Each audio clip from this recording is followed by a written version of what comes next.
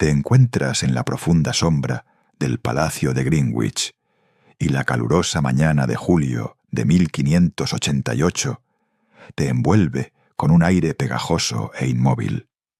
Está denso por una mezcla de olores, el almizcle acre de cuerpos sin asear, el rancio tufo de la paja podrida que cubre los suelos, y las olas dulzonas, casi nauseabundas, de perfumes con las que los cortesanos parecen intentar ahogar lo que se esconde debajo.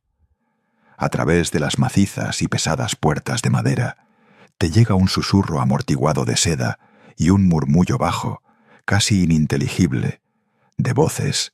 Allí, tras ellas, la reina Isabel I celebra su recepción. Sientes cómo cada paso te acerca a ese centro de poder, pero a medida que avanzas, a través de la empalagosa máscara floral, se abre paso otro olor. Es agudo, metálico, como peniques de cobre que hubieran permanecido mucho tiempo en agua estancada, mezclado con un almizcle denso y terroso de cuerpos que parecían conocer el jabón solo por leyendas. Ahí está ella, la reina virgen, la propia Gloriana. La ves sentada en su suntuoso atavío de brocado de oro, cada hilo resplandeciendo, y las perlas que salpicaban la tela captaban la luz como diminutas lunas. Su pálido rostro está blanqueado hasta una blancura antinatural, como nieve fresca e intacta. Sonríe y notas cómo se le exponen los dientes. Son del color de las hojas marchitas de otoño. Y cuando empieza a hablar, los cortesanos se inclinan hacia adelante, pero no solo por reverencia. Entiendes que a cierta distancia sus palabras se vuelven más fáciles de soportar, como si su agudeza se atenuara con el aire. Esta es la misma mujer que derrotó a la invencible Armada, la que gobernó Inglaterra durante 45 años con mano de hierro enfundada en guantes de seda. Percibes el poder de su presencia, pero entiendes, bajo ese magnífico exterior, bajo esa máscara resplandeciente, se ocultaban hábitos de los que sólo la idea te provoca un escalofrío. La verdad sobre la higiene personal de Isabel Tudor se despliega ante ti como un pergamino sombrío y polvoriento, donde cada línea describe algo más repulsivo que la anterior. Pero para entender por qué la reina más grande de Inglaterra vivió así, primero debes sumergirte en el mundo que la rodeaba. Un mundo donde un simple aseo se consideraba peligroso, donde la medicina era sólo una sucesión de conjeturas y supersticiones, y donde incluso los miembros de la familia real existían en condiciones que hoy te causarían una profunda conmoción. El ritual de baño trimestral. Y así te enteras, Isabel I, para los estándares de su tiempo, era increíblemente avanzada. Se bañaba una vez cada 3 meses. Sus propias palabras, cuidadosamente registradas por los cortesanos, suenan casi como un desafío. Me lavo una vez cada 3 meses, lo necesite o no. Imagínate, la mayoría de sus súbditos pasaban meses, incluso años, sin un baño completo. En su mente, el agua abría los poros, haciendo el cuerpo vulnerable a enfermedades invisibles y espíritus malignos, y cada vez que te enfrentas a esta idea, un escalofrío recorre tu espalda. Y cuando Isabel finalmente se decidía por este ritual, era un espectáculo digno de la más grandiosa puesta en escena teatral. Te imaginas a los sirvientes, resoplando, llevando enormes y brillantes cubas de cobre a sus aposentos privados, llenándolas con agua calentada en gigantescos fogones de cocina. Y entonces te invade la comprensión. Esta agua provenía directamente del Támesis, ya entonces contaminado por innumerables desechos de la creciente y bulliciosa población de Londres. La ves marrón, turbia, densa por las aguas residuales, por los cadáveres de animales muertos que flotaban corriente abajo. y por los vertidos industriales de las curtidurías y tenerías que arrojaban sus venenos directamente al río. El olor de esta agua debía ser insoportable, y sientes cómo el estómago se te encoge con solo imaginarlo. La mezcla tosca, grasa animal, rancia, cuyo olor se adhería a los dedos, mezclándose con el aroma acre y polvoriento de la ceniza de madera, recogida de las profundidades de las chimeneas del palacio, hollín, tizne, restos de esperanzas no quemadas.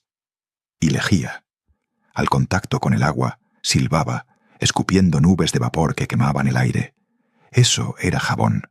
No limpiaba, corroía. La piel ardía, picaba, se tensaba, desprendiéndose junto con la suciedad. Pero 90 días, mucho tiempo, demasiado. Las semanas se arrastraban, una tras otra, y el cuerpo de Isabel, su piel, absorbía, acumulaba. Capas de sudor, pegajoso, salado. Piel muerta, cayendo como polvo invisible. Y por encima de todo, intentos desesperados de enmascarar, de sofocar. Esencias, polvos, aceites, su aroma dulzón y empalagoso se mezclaba con lo que intentaban ocultar, creando algo nuevo, algo sofocante.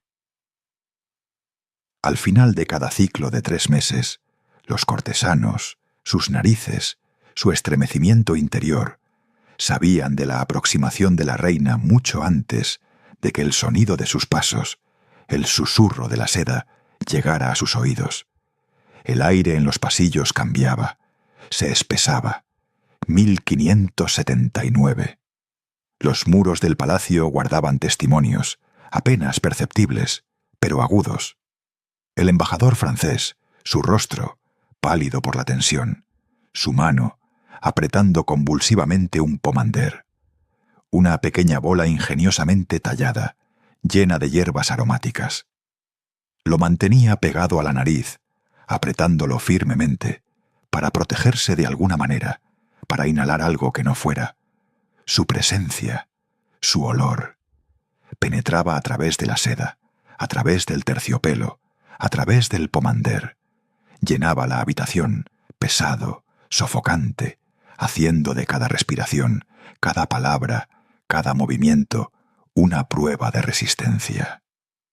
Conversar con la reina se convertía en una tortura. La mira, intenta captar el significado de sus palabras, pero todo su mundo se reduce a una sensación. Luego vino la cena.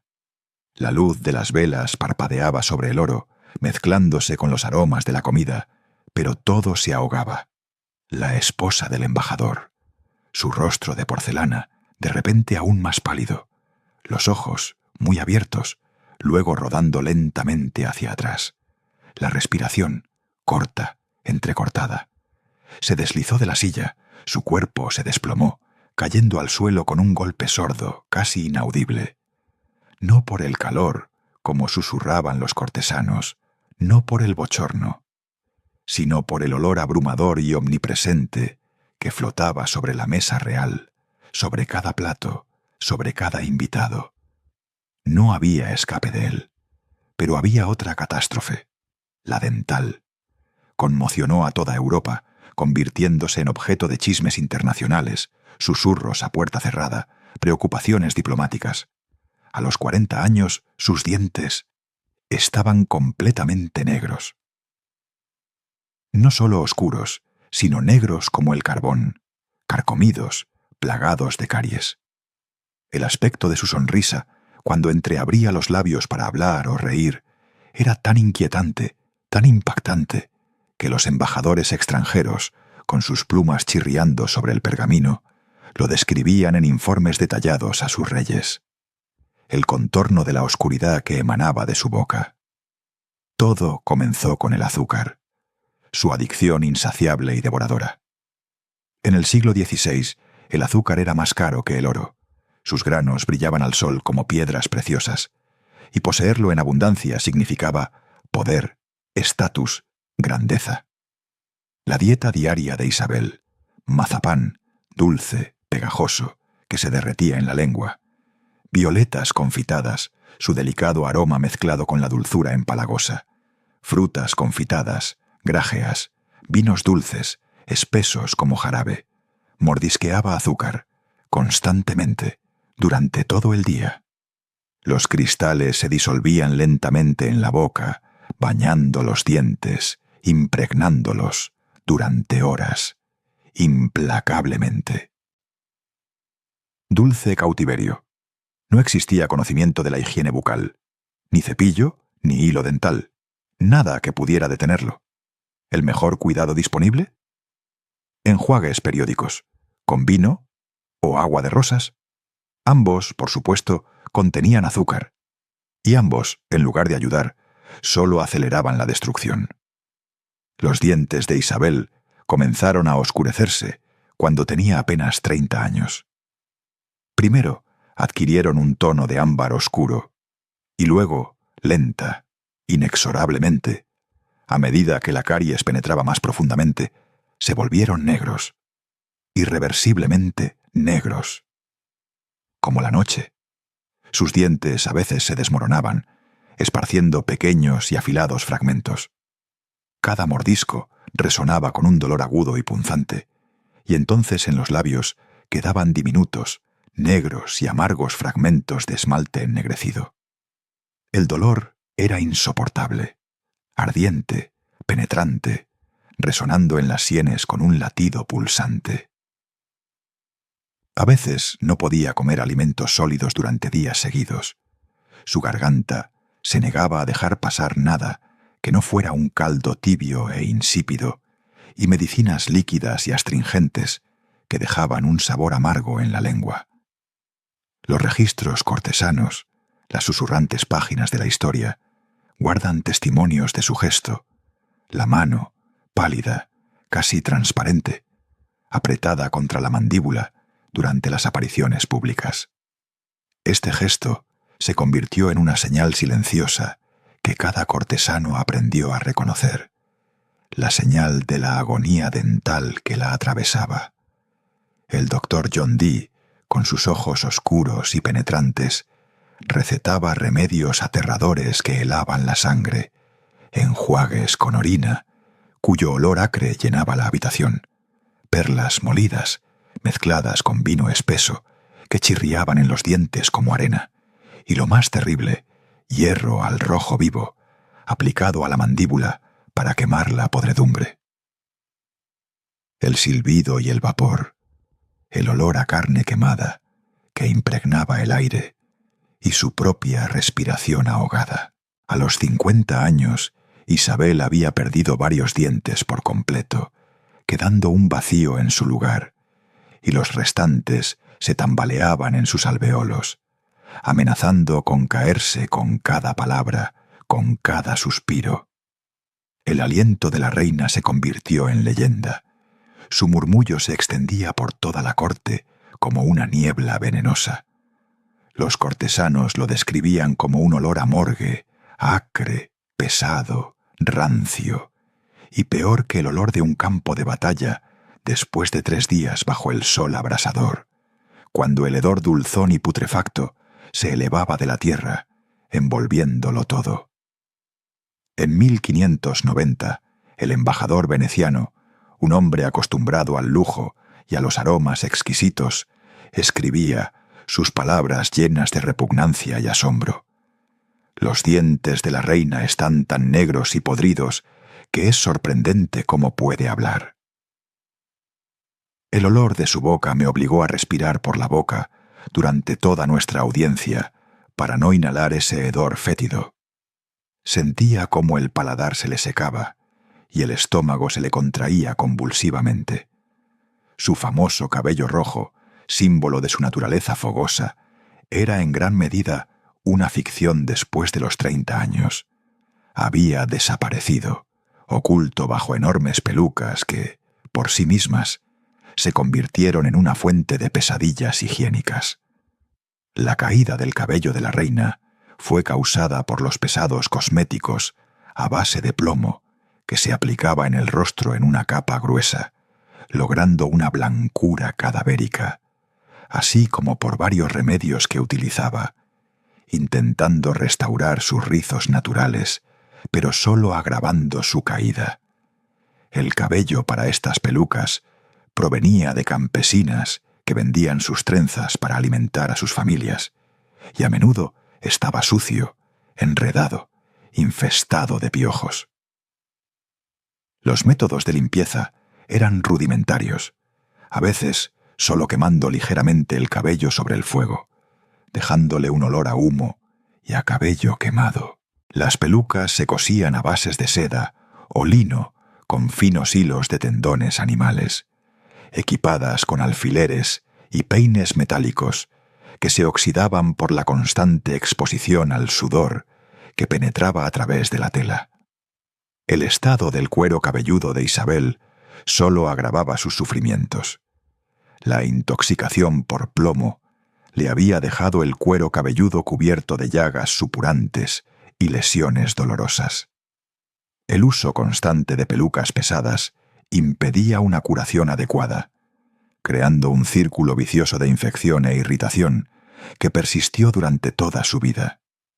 Cada movimiento de la peluca causaba un dolor agudo y ardiente, y debajo de ella, en la piel, se sentía constantemente un calor pegajoso y húmedo, mezclado con un picor insoportable. Las pelucas nunca conocieron la frescura del agua.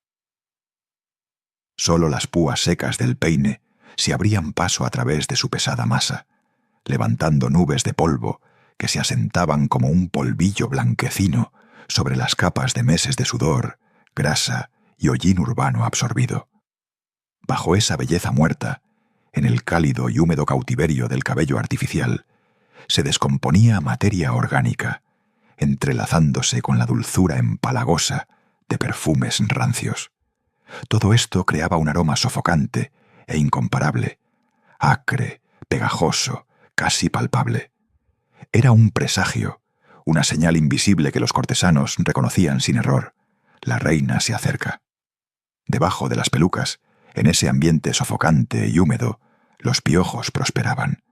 Cientos de ellos. Durante horas, día tras día, las damas de honor se inclinaban sobre los pesados rizos, sus dedos apretaban con cansancio los peines, desenredando, aplastando, aniquilando. Se oía un crujido fino, casi inaudible, como hojas secas bajo el pie. Pero los parásitos regresaban invariablemente. Sus diminutas patas se aferraban de nuevo a los mechones.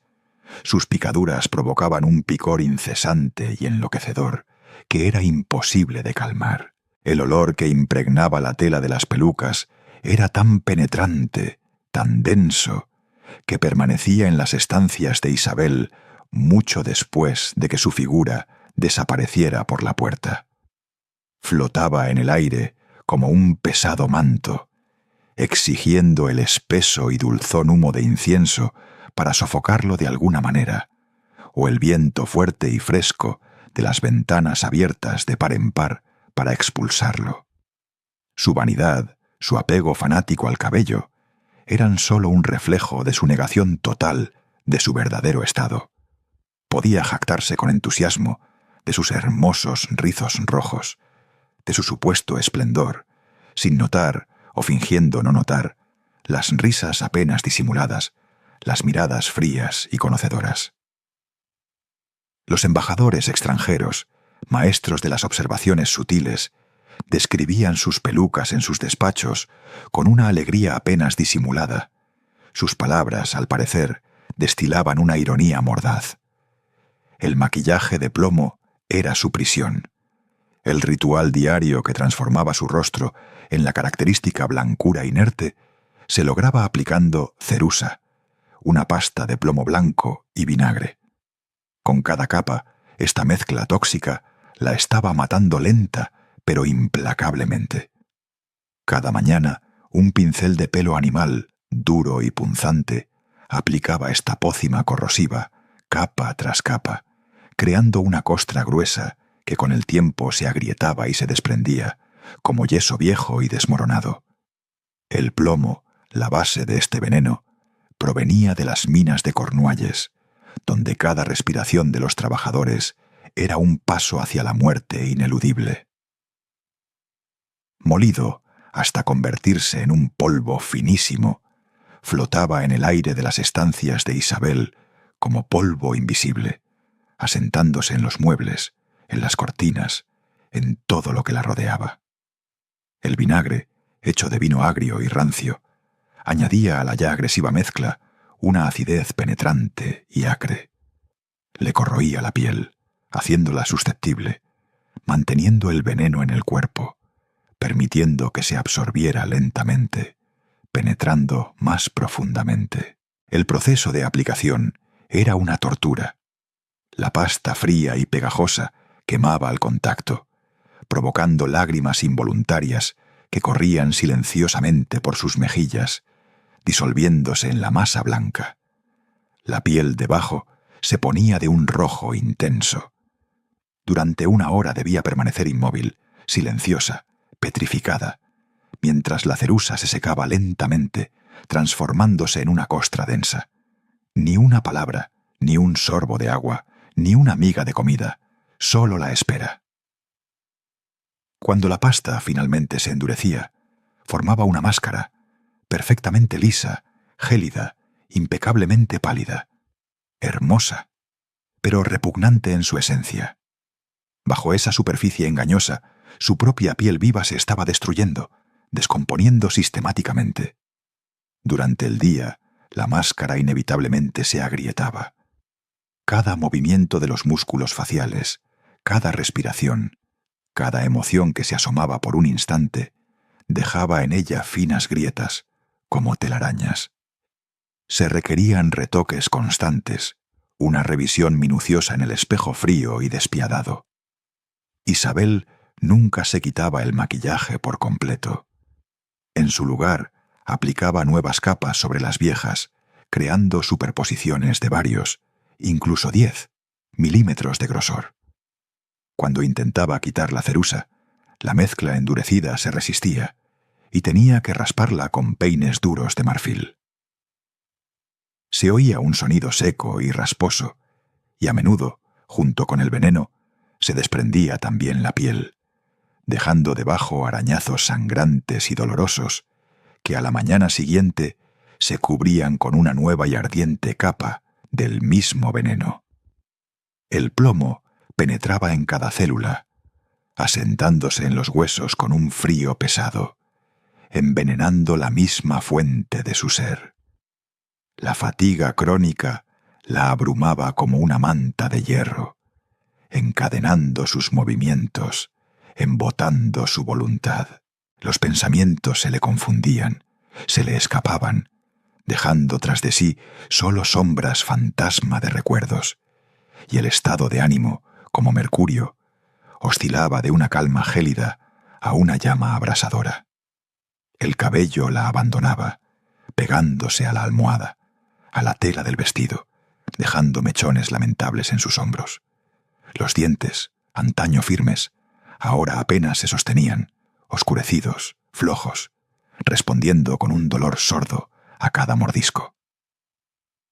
Y en la lengua, tras el paladar, sentía constantemente ese sabor acre y metálico que intentaba en vano sofocar con la dulzura empalagosa de los vinos.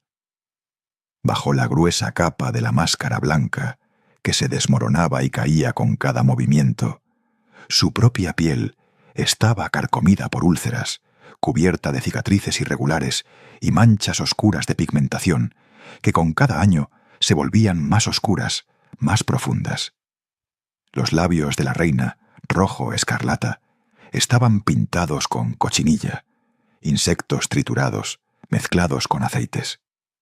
Con el calor, esta mezcla se enranciaba, desprendiendo un olor putrefacto, dulzón y nauseabundo, que se mezclaba con su propio aliento, creando una nube sofocante. Los magníficos vestidos de Isabel, cada uno de los cuales costaba más que el salario de toda una vida de una familia, nunca conocieron ni el agua, ni el cepillo, ni el descanso. Colgaban, como testimonios petrificados, absorbiendo meses, años de polvo y suciedad acumulados que ningún perfume, por fuerte que fuera, podía ocultar. El olor, profundamente incrustado en las fibras, era su compañero constante. La reina poseía más de 3000 vestidos de la seda más fina, terciopelo y brocado, cada uno de los cuales resplandecía con un sinfín de perlas y piedras preciosas. Pero su compleja confección hacía imposible la limpieza. Las numerosas capas de tela, el bordado frágil y de joyería, el centelleo de las piedras, todo ello no soportaría el jabón agresivo. En lugar de lavarlos, los vestidos solo se ventilaban, se cepillaban, intentando sacudir la suciedad invisible, y se perfumaban abundantemente de nuevo, creando solo una nueva y más compleja mezcla de aromas. Isabel usaba cada vestido durante días, incluso semanas, permitiendo que el olor corporal, el sudor pegajoso y los fluidos corporales penetraran profundamente en cada hilo.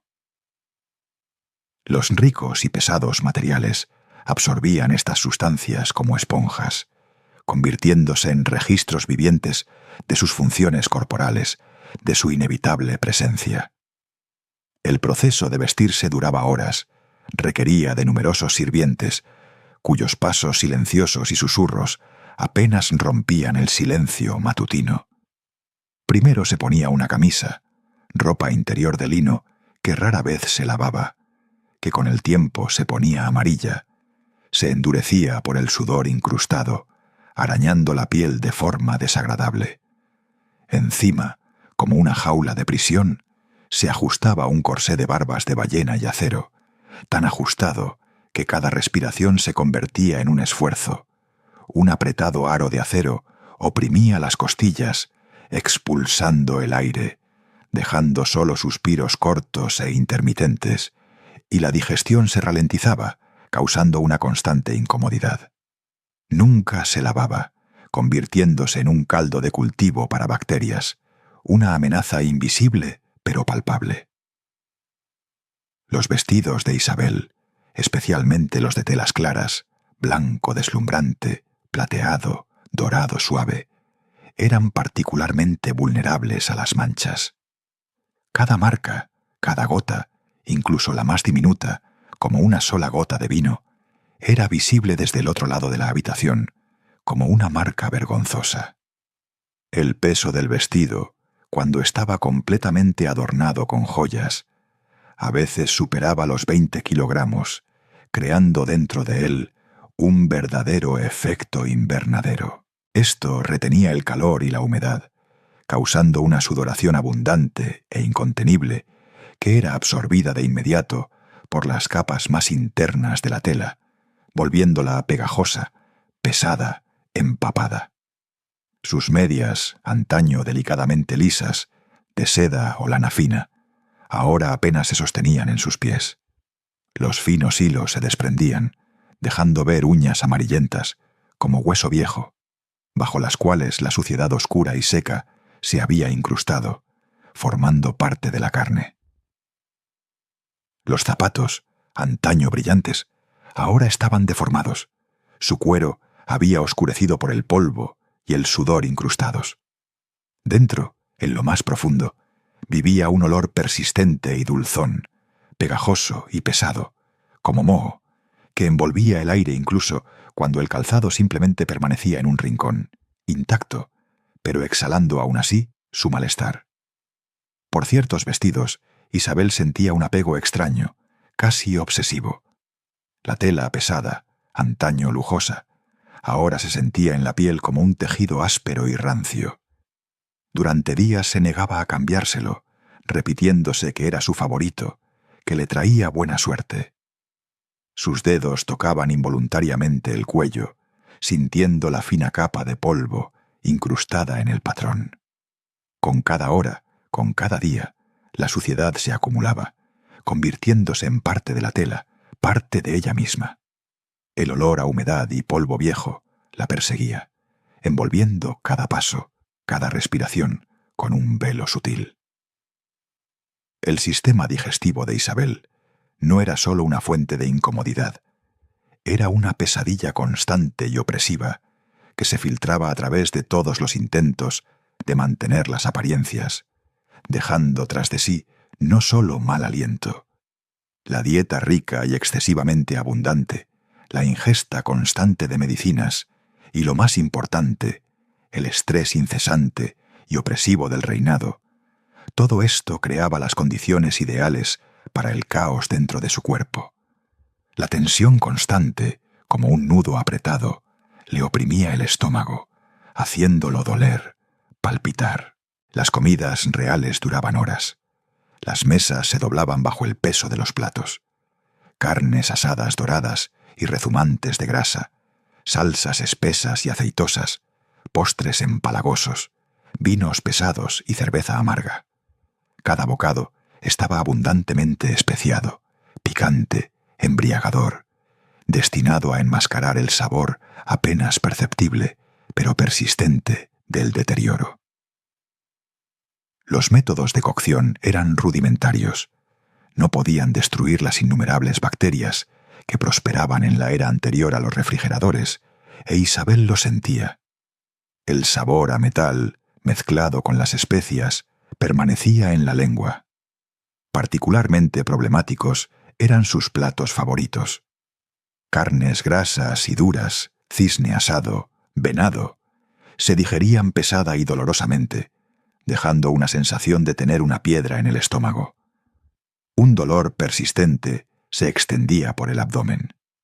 Consumía enormes cantidades de azúcar, pegajoso, dulce, en todas las formas posibles.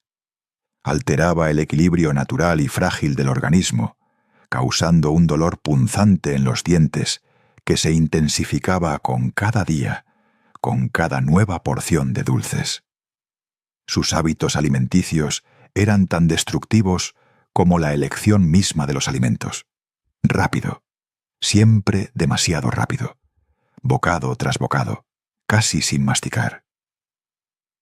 Tragando la comida sobre la marcha, entre interminables ceremonias cortesanas e importantes reuniones diplomáticas. Esta ingesta apresurada y voraz de alimentos agravaba los problemas digestivos, a veces llevando a ataques de asfixia agonizantes. El aire se le atascaba en la garganta, los pulmones le ardían, el pánico le oprimía el pecho. Los problemas comenzaban casi inmediatamente después de comer. El vientre se le hinchaba, se ponía tenso como un tambor, cada paso resonaba con una presión sorda. Los sonidos internos, borboteos, gruñidos, eran fuertes, implacables. Resonaban en sus oídos como una burla. Era incómodo, agonizante, pero lo principal, vergonzoso. En una época en que las funciones corporales se consideraban indecorosas, especialmente para una mujer, sus problemas digestivos le causaban una ansiedad constante y corrosiva. El calor de la vergüenza le quemaba las mejillas. El corazón le latía con fuerza, resonando en las sienes. Humillación. Era su compañera constante, una carga invisible pero palpable que llevaba día tras día. El apretado abrazo del corsé oprimía, constreñía, convirtiendo cada respiración en un esfuerzo y cada comida en una tortura. Sentía cómo las rígidas barbas de ballena se le clavaban en las costillas, cómo la tela le oprimía el estómago, expulsando el aire sin dejarlo escapar. Un dolor agudo y punzante le palpitaba bajo el pecho, extendiéndose en olas hacia abajo, al intestino, haciéndola apretar los dientes. A veces, cuando el dolor se volvía insoportable, cuando el estómago empezaba a gruñir tan fuerte que parecía que se oía incluso a través de las paredes, Isabel aflojaba discretamente el cordaje. Las puntas de sus dedos temblaban, desatando los nudos, y un sudor frío le corría por la espalda.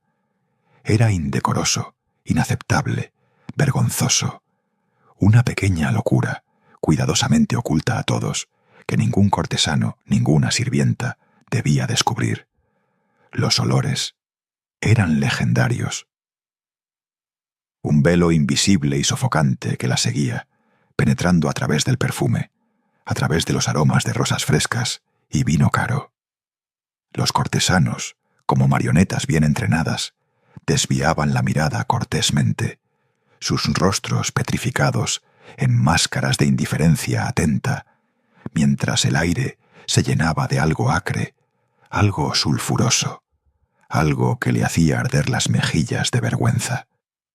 A veces, cuando una tormenta se desataba en su interior, cuando el estómago se le retorcía con espasmos y los sonidos se volvían demasiado fuertes, demasiado obvios, interrumpía bruscamente la conversación.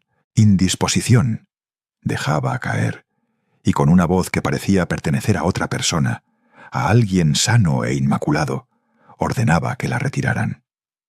Paso a paso se retiraba, dejando tras de sí un rastro no solo de sudor y miedo, sino de algo mucho más humillante, algo que no se podía lavar ni con agua ni con perfumes. Las medicinas. Debían traer alivio, pero en su lugar se convertían en otra tortura. El mercurio, recetado para una posible inmundicia sifilítica, le quemaba el esófago, dejando un sabor metálico en la boca, y luego se abatía sobre el intestino, causando calambres agonizantes y ataques incontrolables de diarrea. Su cuerpo se le retorcía con espasmos, las articulaciones le dolían y la cabeza le martilleaba. Las infusiones de hierbas, viscosas y amargas, contenían un veneno que le hacía revolverse el estómago. Las náuseas le subían a la garganta, quemándola, y a veces no llegaba al orinal. Vómitos, lágrimas, temblores, todo esto era parte de su vida cotidiana, oculta a los ojos ajenos, pero palpable en cada célula de su cuerpo atormentado. Pero lo peor de todo era la catástrofe que se producía en su boca. Más allá de los dientes podridos que le dolían con cada mordisco, toda la cavidad bucal era una llaga purulenta. Era un caldo de cultivo de bacterias, una fuente de olores y sabores insoportables que penetraban en cada aspecto de su vida, envenenando incluso el más exquisito banquete. Los sentía constantemente, el sabor metálico de la sangre, el hedor putrefacto que parecía emanar de lo más profundo de su ser. La lengua estaba cubierta por una gruesa capa amarillenta, como musgo resbaladizo, que le daba a su aliento capas adicionales de olor putrefacto. Esta capa, compuesta de células muertas, restos de comida y miles de millones de bacterias, nunca se limpiaba adecuadamente. Nadie se atrevía a ofrecerle un cepillo de dientes, y ella misma no sabía cómo librarse de ese horror. Días, semanas, meses, la capa se acumulaba, creando un sabor persistente e insoportable que Isabel describía como amargo como el ajenjo. Estaba en todas partes, en el té de la mañana, en el vino dulce, en cada trozo de carne. Las encías estaban hinchadas, sangraban al menor contacto con cada mordisco. Este constante sabor a hierro, mezclándose con la saliva, creaba en la boca un residuo repugnante e indeleble. Intentaba sofocarlo con vinos dulces, frutas confitadas, pero nada ayudaba. La sangre le teñía los dientes, haciéndolos aún más oscuros, y le cubría la lengua de manchas sanguinolentas, añadiendo horror a ese infierno interno. La producción de saliva también sufría. A veces se volvía excesivamente espesa, pegajosa, como jarabe, acumulándose en las comisuras de la boca, formando hilos visibles cuando hablaba, cuando movía los labios. Sentía cómo esa masa pegajosa se le adhería al paladar, a los dientes, impidiéndole pronunciar las palabras, obligándola a tragar constantemente para librarse de esa sensación asquerosa. Otras veces, la boca se le secaba tanto que la lengua se le pegaba al paladar como papel de lija, y el habla se volvía ronca, entrecortada, casi imposible. Cada día era una lucha, cada respiración un recordatorio, cada sabor una tortura. Y ella, la reina, debía mantener la compostura, ocultando tras la máscara de la grandeza ese mundo insoportable y putrefacto dentro de sí. azúcar, dulce, envolvente, estaba por todas partes. Y cada grano, cada trozo pegajoso, se convertía en el alimento ideal para un ejército invisible. Vivían en los dientes, se incrustaban en las encías, se multiplicaban a una velocidad vertiginosa, y con cada respiración, con cada festín, de la boca de Isabel brotaba un olor acre y ácido. El ácido corroía la carne tierna, haciendo que los tejidos sangraran, se pudrieran, y cuanto más se aferraba a lo dulce para sofocar ese sabor a descomposición, para engañarse a sí misma, más profundo, más implacable, se volvía ese círculo vicioso. Podredumbre, dulce podredumbre. La garganta le ardía. Una inflamación constante y punzante, como si un carbón al rojo vivo se hubiera aposentado en ella. Era un compañero inseparable. Cada trago se convertía en una tortura, un rasguño seco, luego un dolor ardiente, cuando algo pegajoso y asqueroso se escurría, llevándose consigo el sabor de la infección. Se quejaba, susurraba sobre el dolor, sobre la dificultad para tragar incluso un sorbo de agua. Los médicos asentían, atribuían las dolencias al viento, a la humedad, pero Isabel lo sabía. Sentía cómo las bacterias, sus verdugos personales, se deslizaban de su boca podrida, envenenando cada respiración, cada sonido. La desesperación la empujaba a intentos descabellados.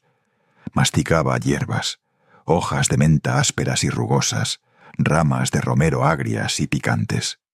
Al principio, una explosión de frescura se extendía por la boca, un aroma fuerte y esperanzador, pero luego, casi instantáneamente, se ahogaba, se asfixiaba en una creciente ola de putrefacción que brotaba de su interior, eclipsándolo todo. Mezclaba enjuagues, vino agrio, vinagre picante, miel viscosa. Las soluciones dulces y pegajosas parecían que debían ayudar, pero en su lugar solo daban nuevo alimento a los enemigos invisibles. La mucosa se volvía aún más pegajosa, aún más inflamada, y el olor a putrefacción se intensificaba, se volvía más denso. La paradoja del perfume. Cuando la higiene se volvía insoportable, Isabel le respondía con un desafío. Se rociaba, generosamente, frenéticamente, con perfumes cada vez más pesados, aromas más densos y aceitosos. Cada gota debía convertirse en un escudo, una pared invisible. Pero en lugar de salvación, los perfumes solo empeoraban la situación. No enmascaraban el olor corporal natural. No, se mezclaban con él, se entrelazaban en algo nuevo, monstruoso, único, sofocante, un hedor que, por alguna razón, era peor que el olor original y puro de la putrefacción. Su favorito era el almizcle de civeta, oscuro, viscoso, con un olor profundo y animalístico, obtenido de las glándulas anales de la civeta africana. Era la cima del lujo, un susurro de poder, una promesa de exotismo. Pero cuando este aroma denso y animal se mezclaba con meses de olor corporal acumulado, con sudor, con podredumbre, con aliento rancio, engendraba algo más. Los cortesanos susurraban. Sus palabras volaban como fragmentos afilados, un jardín de rosas construido sobre una fosa séptica. E Isabel sentía cómo ese rastro lujoso, pero ahora repugnante, la seguía como una sombra, revelando su secreto a todo aquel que se atrevía a acercarse. El ritual diario de aplicar perfume ocupaba casi tanto tiempo como el maquillaje. Horas. Los sirvientes se movían a su alrededor como sombras silenciosas. Sus dedos, sus suaves pinceles, tocaban los puntos de pulso en el cuello, detrás de las orejas, en las muñecas, dejando un rastro húmedo de aceites aromáticos. Esparcían polvos perfumados sobre su ropa, los entrelazaban en su cabello. El aire alrededor de Isabel se espesaba, convirtiéndose en una densa nube de polvo aromático, que se asentaba lentamente sobre todo, sobre las cortinas, sobre los muebles, sobre la piel. Pero la perfumería del siglo XVI era tosca. Se hacía con grasas animales, con extractos vegetales que en el aire cálido del palacio comenzaban a enranciarse. Los aceites se agriaban. Sus notas antaño frescas se convertían en olores putrefactos y ácidos. Y cuando estos aromas estropeados se mezclaban con el olor corporal de Isabel, creaban algo verdaderamente nauseabundo. Combinaciones de perfumes frescos y ya rancios flotaban a su alrededor, dulces y al mismo tiempo repugnantes, como flores podridas arrojadas en agua estancada y tibia. Su ropa, la tela densa, impregnada durante días y semanas, como una segunda piel, llevaba la huella de su presencia. Por todas partes, a donde quiera que pisaran sus zapatos, seguía a Isabel una nube de olor, densa, sofocante, tejida con decenas de aromas en competencia. Cada paso, cada giro de cabeza, cada respiración, y el aire a su alrededor se volvía pesado, pegajoso. Diferentes perfumes, aplicados uno sobre otro, luchaban, chocaban, se mezclaban con la química de su cuerpo, engendrando algo nuevo, algo ajeno, algo que no tenía nada que ver con la frescura prometida de las flores o las especias de Oriente. El calor de su cuerpo, palpitando bajo las capas de seda y brocado, intensificaba este proceso. Las notas matutinas, aún suaves, engañosamente agradables, a mediodía se hinchaban, se volvían empalagosas, casi palpables en la lengua, y al anochecer se transformaban en un hedor francamente nauseabundo, casi putrefacto. Y ella, al parecer, no notaba nada. Su mano, elegante, pero con la piel ligeramente áspera, volvía una y otra vez al frasco de cristal para añadir una porción fresca, otra más, de aroma, sin comprender que sólo agravaba esa pesadilla viviente y respirante. Su colección de perfumes era legendaria. Cientos de frascos, alineados en la mesita, centelleaban a la luz de las velas como piedras preciosas. Aromas de flores raras, recogidas en tierras lejanas, especias exóticas, traídas de ultramar, y resinas que emanaban una fragancia antigua. Cada frasco costaba una fortuna, más que los ingresos anuales de muchas familias, pero ningún dinero, ningún tesoro del mundo podía comprar ese único y preciado elixir, capaz de ocultar meses de cuerpo sin lavar, incrustado en los poros, en el cabello, en su propia carne. Los pies. Oh, sus pies. Quizás la parte más descuidada de su majestuoso cuerpo. Ocultos bajo la seda más fina de las medias, encerrados en zapatos exquisitos y bordados, vivían su propia y terrible vida. Sufrían silenciosamente, bajo el velo del secreto, de condiciones que harían estremecer incluso al médico más experimentado.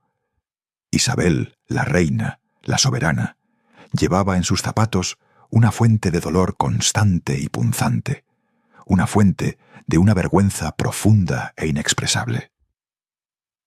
Infecciones fúngicas, incrustadas en la piel, uñas encarnadas dolorosas, y decenas de otras dolencias que se multiplicaban y agravaban con cada día de su negligencia. El ritual de cuidado de sus pies era una prueba diaria. Para los sirvientes no era solo una obligación, sino una tortura que nadie disfrutaba. Las manos les temblaban al quitar con cuidado, centímetro a centímetro, las medias de la seda y lana más finas. Cada vez que la tela se deslizaba, se revelaba un cuadro que no tenía nada que ver con las extremidades delicadas y elegantes, elogiadas en la poesía cortesana. La piel estaba blanca, reblandecida, como si hubiera estado mucho tiempo en agua, con áreas donde el hongo había florecido, creando un espeso olor a queso, rancio y acre. Las uñas de sus pies habían crecido largas, monstruosamente gruesas, se habían puesto amarillas y quebradizas por la constante humedad y la completa falta de cuidado. Algunas de ellas se curvaban, como garras, clavándose en la carne, creando una presión insoportable y pulsante en los dedos. Los intentos de la reina de cortarlas ella misma, torpes y burdos, a menudo terminaban en cortes, heridas profundas y dolorosas que se inflamaban y supuraban, requiriendo semanas, incluso meses, para sanar un poco. Y cada vez que su zapato tocaba el suelo, no se oía solo un paso, sino un sonido sordo y pesado, que llevaba consigo todo el dolor y la humillación ocultos. Entre sus dedos, un caldo de cultivo húmedo, cálido, casi vivo. La piel, blanquecina, como papel empapado, se desprendía en finas, casi invisibles escamas. Se desprendía y dejaba ver carne rosada e irritada. La infección, rastrera, voraz, invadía las uñas. Ya no eran solo uñas, densas, turbias, del color del hueso amarillento, parecían crecimientos extraños, feos, rebeldes. Y luego el olor. Se elevaba, pesado, húmedo, penetrante. Las damas de honor, inclinándose lo suficiente para percibirlo, susurraban que era similar al queso podrido, mezclado con vinagre acre y picante. Un olor que se adhería al paladar, a la ropa, al propio aire. Era distintivo, abrumador. Sus zapatos, exquisitos, de la más fina artesanía, como sacados de los lienzos de los viejos maestros. Hechos de la piel más suave, estaban bordados con hilos preciosos, salpicados de piedras que captaban la luz y la esparcían por las salas del palacio. Pero estas obras de arte eran algo más. Eran un depósito. La piel, antaño suave como un pétalo, ahora estaba plagada de manchas oscuras. Y la forma había perdido su porte regio, deformándose, desdibujándose bajo la presión de meses, si no años, de uso continuo. Dentro, en el corazón mismo de estas creaciones antaño hermosas, se escondía algo más. Allí donde debía haber pureza, se habían acumulado meses, no, estaciones enteras, de sudor, piel muerta, y esos fluidos apenas perceptibles, pero omnipresentes, que supuraban de los pies enfermos de Isabel. Incluso cuando estaban a un lado, olvidados en el suelo, su presencia invisible se sentía. Un aroma rancio y pesado, como una nube invisible, los envolvía, impregnando todo a su alrededor. Los días se fusionaban en semanas, las semanas en meses. Y durante todo ese tiempo, los mismos zapatos, adheridos a sus pies como una segunda piel. La humedad incesante, pegajosa, sofocante, y la completa falta de aire, el ambiente ideal. Un paraíso para lo que no debería prosperar, para las bacterias, para los hongos. La reina a veces, en momentos de debilidad, se permitía una palabra suave, una queja, sobre el ardor, sobre el picor insoportable, a veces en los pies. Lo atribuía al cansancio, a las largas horas de pie, a los caprichos de la naturaleza. Pero aquellos que veían, que sabían, que sentían, ellos entendían. No era cansancio, era el trabajo lento e implacable de las infecciones, penetrando cada vez más profundamente, invadiéndola, a su majestad, a su carne. El olor la precedía como un presagio invisible. Los sirvientes, de pie junto a las puertas, se susurraban unos a otros, apenas percibiéndolo, incluso antes de que la silueta de la reina apareciera en el umbral. Ella viene, ella está aquí. Y después de que se marchaba, dejando tras de sí solo el eco de los pasos y el susurro de la seda, el olor permanecía. Se posaba en las cortinas, impregnaba los tapices, se aferraba a la piedra pulida del suelo. Durante horas, durante días. Las ventanas abiertas de par en par, incluso en el frío. El humo de incienso, espeso, dulzón, intentaba sofocarlo, desplazarlo, borrarlo. En vano. Era omnipresente. Los embajadores extranjeros, inclinándose en una profunda reverencia ante el trono, a veces hacían una mueca.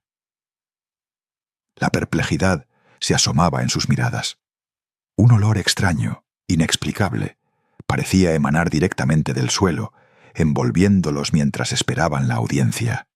No lo sabían, ni siquiera podían imaginar que era el olor de sus pies, el olor de la reina. Pero el verdadero horror residía en su dormitorio. No era solo una habitación, era una cripta, un almacén, un concentrado de todo aquello que lenta, día tras día, semana tras semana, se acumulaba, se pudría, se descomponía. Meses de suciedad, sin limpiar, incrustada, que se había convertido en parte del propio tejido de la habitación. El aire aquí no solo era pesado, apenas era respirable. Cada respiración era un esfuerzo, llenando los pulmones con algo ajeno, algo repugnante. Los aposentos reales de la reina, que debían ser un santuario de descanso y privacidad, se habían transformado en otra cosa, en una celda. Una pesadilla de olores, pegajosos, sofocantes, y condiciones insalubres que habrían doblegado incluso al más resistente, al más frugal de los hombres. Aquí, en esta estancia, la propia limpieza, al parecer, había muerto, asfixiada por una suciedad invisible, pero omnipresente. La cama real, no un monumento al poder, sino a la lenta y rastrera descomposición. Sus 4 postes, tallados en el roble más fino, se elevaban, antaño adornados con telas tejidas con oro puro, que una vez brillaron. Una fortuna entera, tejida en cada hilo. Pero bajo ese esplendor desvanecido, la verdad yacía áspera, rugosa. Las sábanas, cambiadas quizás una vez al mes, si la suerte se dignaba a sonreír, se adherían al colchón, endurecidas por capas de sudor, por fluidos olvidados, por el residuo graso de innumerables ungüentos y polvos destinados a calmar, a ocultar. Un olor nauseabundo y dulzón se elevaba de ellas, una nube sofocante que nunca se disipaba del todo. Una vez fueron seda sobre la piel. Sábanas de lino importado de la más fina calidad, susurrando suavidad. Ahora se habían convertido en un lienzo áspero e implacable, amarillentas, manchadas, un grotesco tapiz de descomposición, cada marca, un mapa horrible de las noches interminables de Isabel. Manchas oscuras y difusas, donde el sudor febril impregnaba por completo, noche tras noche, mientras su cuerpo luchaba o se rendía. Manchas amarillentas, nítidas contra la blancura descolorida, marcando los momentos en que su voluntad, su control, simplemente fallaban. Y manchas carmesí, de color óxido, nítidas y escalofriantes, donde las heridas, los abscesos, supuraban lenta y persistentemente en las fibras mismas. Cada mancha, un grito silencioso. Bajo las sábanas gemía el colchón. Antaño relleno de plumón y plumas, prometiendo consuelo, se había convertido en un horror viviente y respirante. Un foco. ¿De qué? Su mente se estremecía. Las plumas, antaño suaves, ahora pesadas, impregnadas de humedad, acumulando el hedor de años. Un hedor profundo y sofocante que se elevaba desde su propio corazón, aferrándose al aire, a la piel, del que era imposible escapar. Ninguna ventana, ninguna corriente de aire, ningún desesperado abaniqueo podía realmente expulsarlo. Había absorbido décadas de su ser, filtrándose capa tras capa hasta su mismo corazón. Una tumba silenciosa y putrefacta, su camisón. Antaño un susurro de lino fino y encaje delicado. Ahora una grotesca segunda piel. Una envoltura rígida y amarillenta de suciedad acumulada. Lo usaba durante semanas. Los días se fusionaban en noches, y la tela, antaño suave, se volvía rígida, endurecida por los residuos secos de su cuerpo, de su enfermedad. Le rozaba, Le arañaba, se le pegaba. Solo cuando la incomodidad se volvía insoportable, una tortura que ya no podía ignorar, se lo arrancaban. Cada mancha imborrable, un oscuro testimonio de su sueño inquieto, de su lenta y agonizante descomposición. Invierno. Las pesadas cortinas de terciopelo estaban bien corridas, aislando el frío penetrante, encerrando todo lo demás. El propio aire se convertía en una presencia física, una manta densa y sofocante. Colgaba pesado, pegajoso, impregnado de la dulzura empalagosa de la descomposición, el olor agudo de los orinales sin vaciar, el aroma rancio y nauseabundo de una grandeza olvidada, y el hedor amargo y medicinal de innumerables pócimas. Una mezcla abominable. Por las mañanas, cuando los primeros sirvientes valientes se atrevían a entrar, un suspiro colectivo, una tos ahogada, una respiración rápida los recorría. Se agarraban los pulmones con fuerza, luchando contra las ganas de vomitar, de simplemente desplomarse bajo la pura y abrumadora pesadez del hedor, y ella lo inhalaba, cada momento, cada respiración. Cuando Isabel entró en la última década de su existencia, el horror se profundizó, un horror inimaginable incluso para la reina más joven y sana que una vez fue. La implacable acumulación de décadas de negligencia, el insidioso veneno del plomo, las innumerables dolencias no tratadas, la transformaron. La monarca antaño gloriosa, símbolo de poder y gracia, se convirtió en algo completamente diferente. Un monumento viviente y respirante a la destrucción. Un testimonio silencioso y en descomposición del triunfo final e inevitable del olvido. La piel de la reina, antaño lechosa y blanca, se transformó en un lienzo irregular, plagado de úlceras, cicatrices profundas y una pigmentación dolorosa que ninguna capa de maquillaje podía ocultar. Años de veneno de plomo le habían corroído el rostro, dejando tras de sí heridas abiertas y supurantes que se cubrían con una costra húmeda antes de ser sepultadas bajo nuevas y viscosas capas de polvo tóxico.